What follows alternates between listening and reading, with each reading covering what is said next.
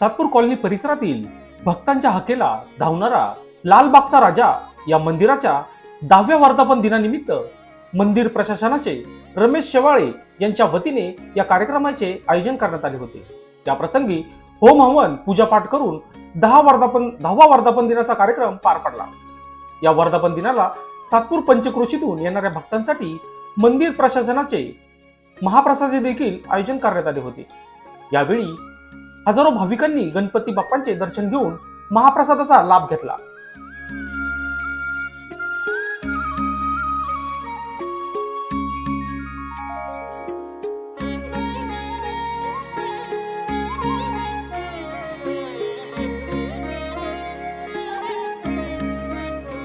या कार्यक्रमाला राजकीय, सामाजिक, शैक्षणिक क्षेत्रातील विविध मान्यवरांनी हजेरी लावली।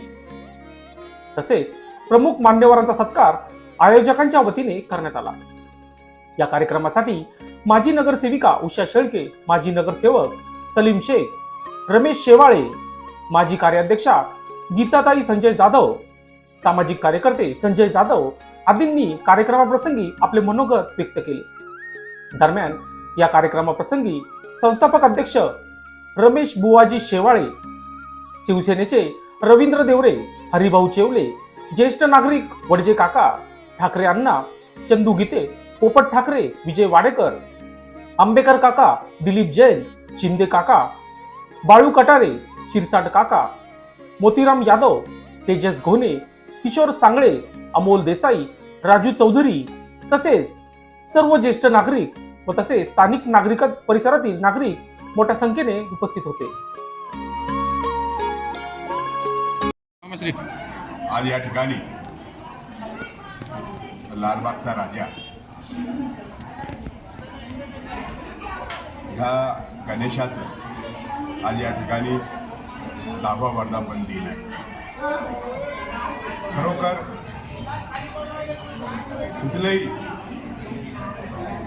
कुठलंही मंदिर असो, पण त्या ठिकाणचे कार्यकर्ते आणि सेवेकरी जर कुठलीही अपेक्षा न करता भक्तिभावानं जर त्या ठिकाणी भक्तिभावानं देवाची अगर पूजा अर्चा करत असतील तर मला वाटतं नक्कीच त्या ठिकाणी देवसुद्धा पाहतो। आपण बघितलंय, ज्यांना कधी 365 दिवस माहीत नाही, मग कुठंतरी एखादी निवडणूक आली, मग ते देवाला देवाचं राजकारण करायचं, देवाला पुढं करायचं।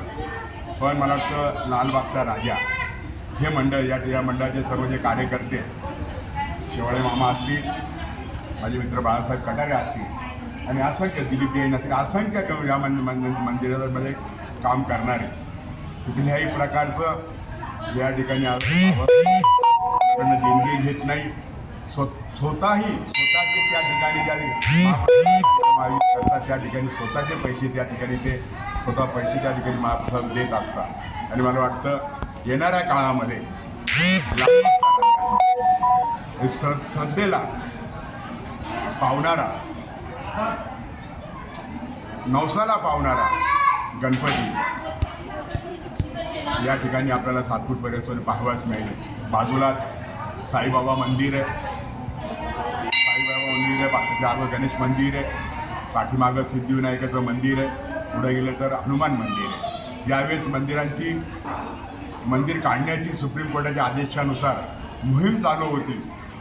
त्यावेळेस मी सुप्रीम कोर्टाचं जजमेंट ते मराठी भाषेमध्ये ट्रान्सलेशन करून त्यावर मी बारकाईने अभ्यास केला। जो 2 दिवस मी बारकाईने अभ्यास केला आणि त्यावेळेस मी महानगरपालिकेच्या अधिकाऱ्यांना, आयुक्त असतील, अतिरिक्त असतील, अतिक्रमण विभागाचे प्रमुख असतील किंवा नगररचना विभागाचे लोक असतील, त्यांना मी त्या धारेवर धरलं आणि मला वाटतं त्यावेळेस संपूर्ण शहरामध्ये मंदिर हटवण्याची मोहीम चालू होती। पण त्यावेळेस आमचं जे श्रद्धास्थान आहे शिर्डीचे साईबाबा, हे आमचं गणेश मंदिर, सिद्धिविनायक मंदिर आणि हनुमान मंदिर, त्यावेळेस सर्व नागरिकांच्या वतीनं ते वाचवण्यात मला यश मिळालेलं आहे।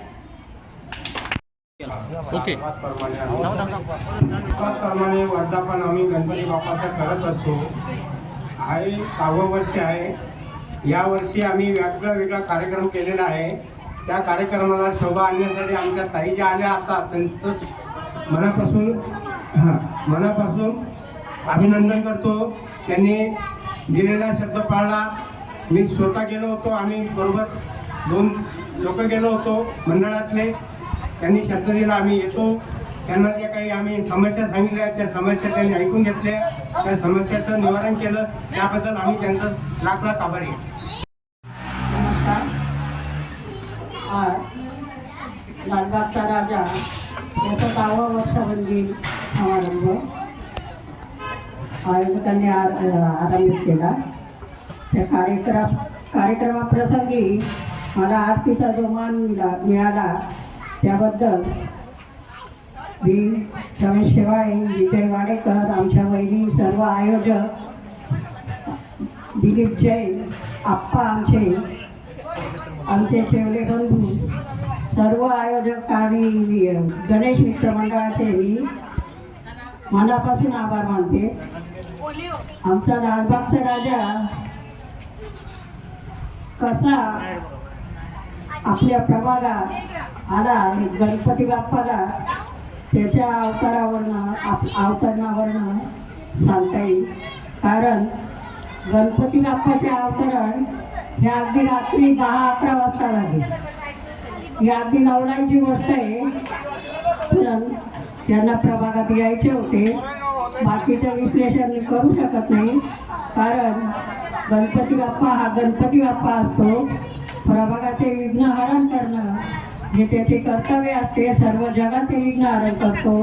त्यामुळे मी लालबागच्या राजाचे मनापासून आभार मानते आणि आज त्याने आम्हाला सर्वांना सुख, संपत्ती, आरोग्यदायी, ऐश्वर याचे आशीर्वाद द्यावे ही मंगलचरणी प्रार्थना करते.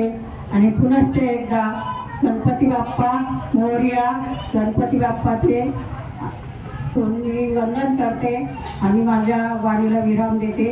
जय हिंद, जय महाराष्ट्र. नवसाला पावणारा श्री लालबागचा राजा याचे आज 10 वर्षाचे 10वे वर्धापन दिन सोहळा आहे. आणि आलेल्या सर्व गणेश भक्तांचे मी मनापासून आभार मानते. कारण गणपती बाप्पा हे आपलं आराध्य दैवत असतं आणि त्याची सेवा सर्वजण मनाभावे करतात. पण इथे एक चमत्कार असा घडला आहे की तो शब्दात सुद्धा सांगता येणार नाही. जेव्हा मामांनी हे मंदिर उभं केलं आणि साईबाबा मंदिर असेल, देवीचं मंदिर असेल, गणपती बाप्पाचं मंदिर आहे, बघता बघता 10 वर्ष तर झाले. एका काळी इथे अतिक्रमण येत होतं आणि मंदिर सगळे उठणार होते. अक्षरशः बुलडोजर आले होते आणि त्यावेळेस मंदिरातल्या मूर्त्या देखील हलवण्याची वेळ आली होती.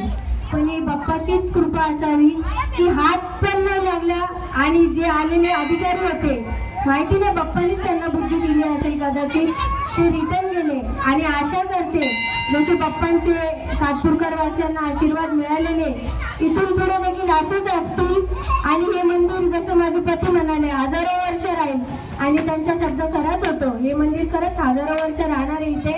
आणि बाप्पाचे आपल्या सातपूरकर वासियांना मनापासून आपल्यावर त्यांचे आशीर्वाद आहे.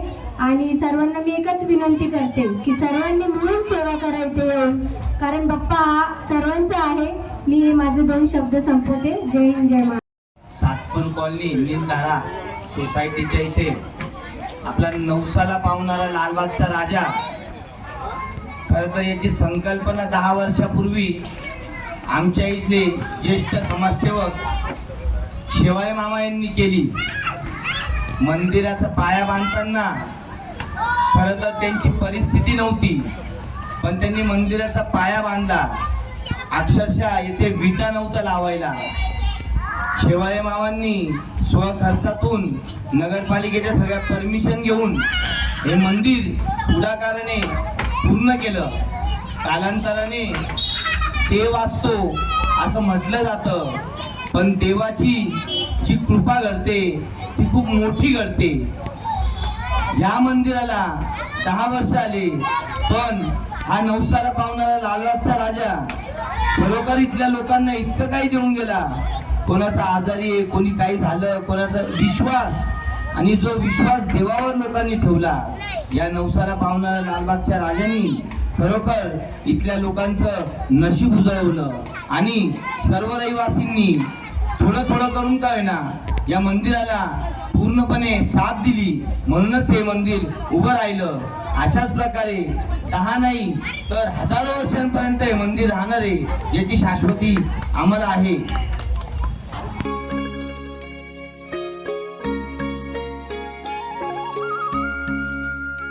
लोकशास्त्र न्यूजसाठी बंटी आढाव, सातपूर.